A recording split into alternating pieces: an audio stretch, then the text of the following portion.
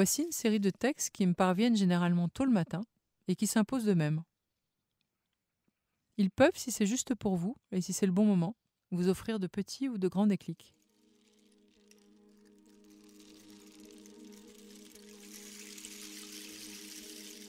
Dis, pourquoi es-tu jaloux ? La jalousie n'existe pas, c'est une illusion. Chaque être est unique avec de précieuses particularités. Le cheminement harmonieux entre deux êtres est le fruit de l'alchimique rencontre entre ces deux particularités et dans le respect des particularités de chacun. Si chacun assume pleinement ses particularités et si l'autre les respecte, il n'y a pas de jalousie. La jalousie intervient dès lors qu'une des personnes se compare à mieux qu'elle. Et bien sûr, il n'y a rien à comparer. En se comparant, elle gomme les particularités qui font d'elle un être unique.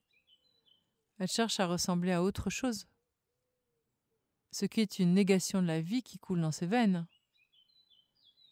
Si cette personne considère que son ami, son partenaire, son frère ou sa sœur, son fils ou sa fille l'a trahi, en lui consacrant moins de temps par l'adultère ou autre, si elle ressent de la jalousie, c'est qu'elle ne reconnaît plus sa vraie valeur.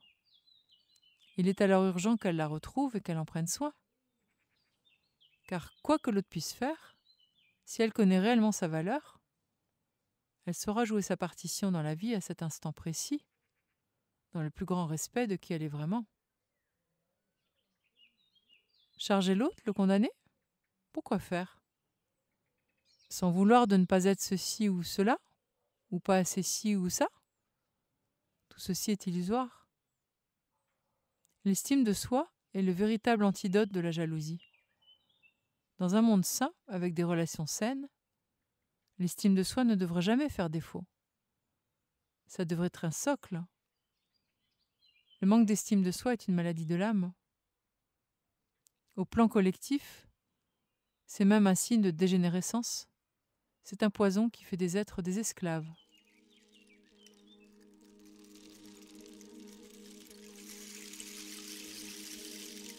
Ces podcasts sont écrits et contés par moi, Céline Flambard, thérapeute psychocorporelle et spirituelle. Je pratique les massages traditionnels chinois Tuina et Chinetsang, les soins chamaniques et des soins intuitifs. Et je transmets mes connaissances en santé holistique à travers des ateliers et des conférences.